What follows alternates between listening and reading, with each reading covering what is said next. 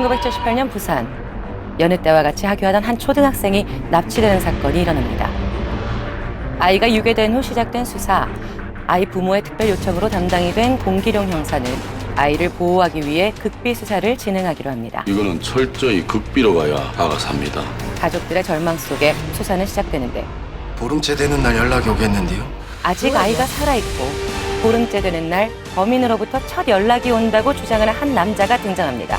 바로 도사 김중산. 은주 어머니세요? 김중산의 말대로 범인에게서 연락이 오고 아이의 생사보다 범인 찾기에 혈안이 된 상황 속에서 오직 두 사람만이 이 아이를 살리기 위한 수사를 진행하는데 살아있어요, 분명히. 영화 극비수사입니다. 어서 오세요. 안녕하세요. 영화 정말 잘 봤습니다. 고맙습니다. 자, 먼저 형사와 도사가 두 주인공으로 등장하는 이야기잖아요. 네. 여기에 굉장히 신선함을 느끼시는 분들이 많을 것 같아요. 어떻게 생각을 하시게 된 건가요? 엉뚱하게도 친구2라는 전작 시나리오를 쓰다가 왕년에 굉장히 유명했던 한 형사분을 찾아갔어요. 네. 그랬다가 취재 말미에 그때 참 내가 김중산 도사 아니었으면 애 못 찾았지 이렇게 말씀하시는데 그게 무슨 소리죠? 사건에 웬 도사가 재밌기도 하고 그래서 그때부터 이제 본격적으로 취재를 했죠. 김교사 말이 딱 맞다 아이가. 보름째 연락 온다 안 가더나. 빈곤아닌 것 같습니다.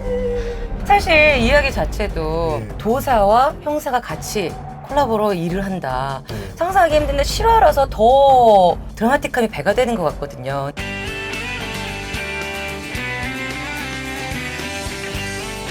혹시 이렇게 그 캐릭터화하지 않고 인물들의 이름을 그대로 유지시킨 이유가 있을까요? 첫 번째로는 두 분의 성함이 되게 좋았어요. 영화적이었어요. 부산시경이 공길령입니다. 공길용이라는 이름도 혀도 잘 굴러요.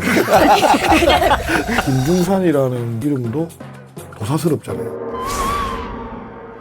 내일 돈 들고 대신동 맘모스 레코드 앞에 서 있어요. 미술이라든지 로케이션이라든지 그런 모든 면들이 굉장히 재현이 잘 돼 있더라고요. 구덕 아파트 복도, 뭐 맘모스 레코드 앞, 임랑 해수욕장 이런 지명들은 사실 최근에 부산에서는 쉽게 접할 수 없는 것들인데 실제로 수사본부가 공길용 선생님의 주장대로 따로 차려진 데는 극장이 아니라 예식장이었습니다. 오맨이 나오던데요? 네. 왜냐하면 거기도 이제 주인공이 아이니까. 그런 의미에서 하셨구나. 네, 네.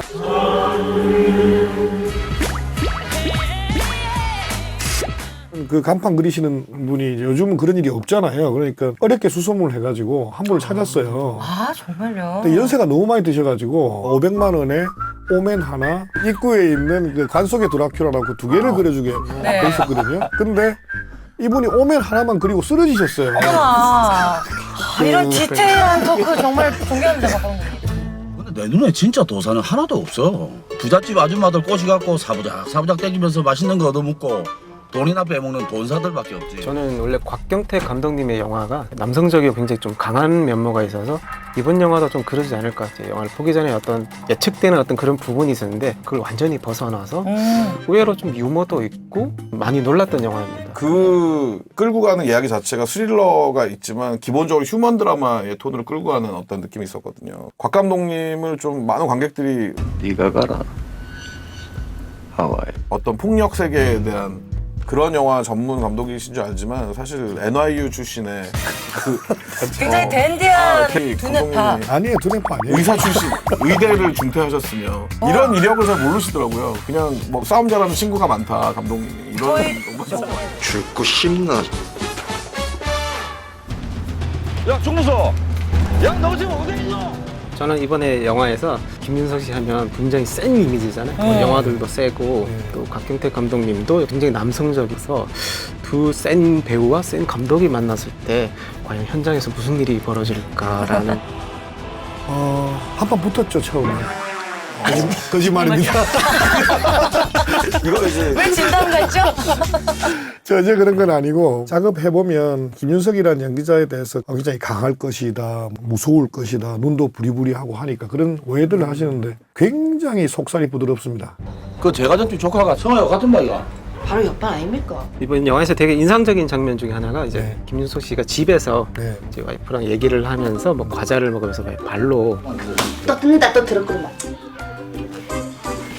그 장면은 철저히 윤석 씨가 다 준비해 온 거예요. 제가 쓴 시나리오에 그런 설정은 없었어요. 아, 그래요? 네.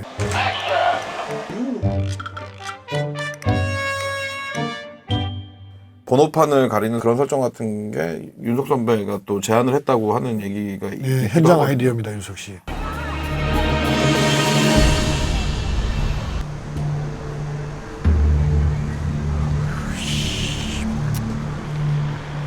이제 제작비가 이제 막판에 갈수록 모자라니까 그래서 아예 그냥 의자 같은 거 다 없애버리고 하루 종일 뛰어다니면서 찍었죠. 그랬는데 그런 와중에 윤석 씨가 현장에서 보고 있다가 감독님 이거 부산 차인데요. 그렇네. 그랬더니 그럼 016 이거 살짝 가리 안 됩니까? 저만 볼 건데. 공형사야. 공형사님이 된 그러네요. 거네요. 네, 그러니까 철저하게 그 사람을 살고 있는 거예요. 그 순간에도. 네.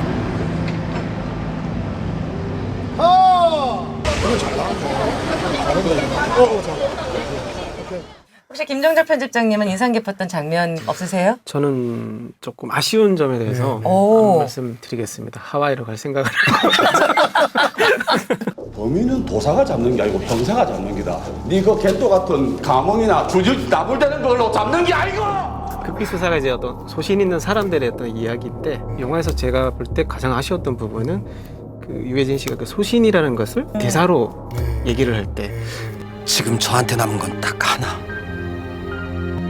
소신. 충분히 이제 관객의 입장에서는 이 사람들이 사건을 해결하기 위해서 집착을 하는 어떤 그런 부분들이 굉장히 잘 느껴지고 있는 상황에서 소신이라는 어떤 대사가 딱 나오는 순간 쿨했던 영화가 교훈적이고 설명적인 어떤 그런 느낌을 받았거든요. 공감합니다, 철저히. 왜냐하면 저도 그 장면을 볼 때마다 약간 손이 오그라들거든요.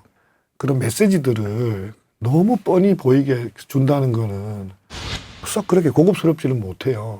그런데 조금 더 어린 아이들이 혹시 보게 될 경우에 이해가 좀 빠르게 해주고 싶었어요. 사회나 이런 거에 덜 성숙한 애들이 볼 때는 좀 이렇게 찝어주자, 빨간 줄 하나 꺼주자, 좀 민망해도.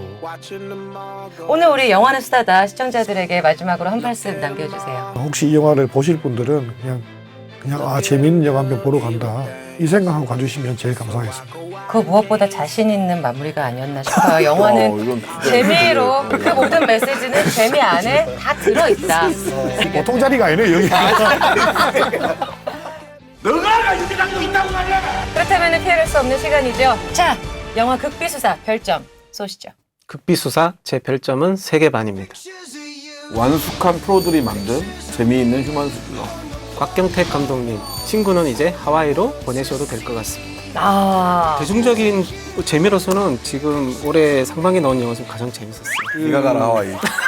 그렇게 하면 안 돼요, 이거는. 이렇게 네가 가라 하와이. 이렇게 해야죠.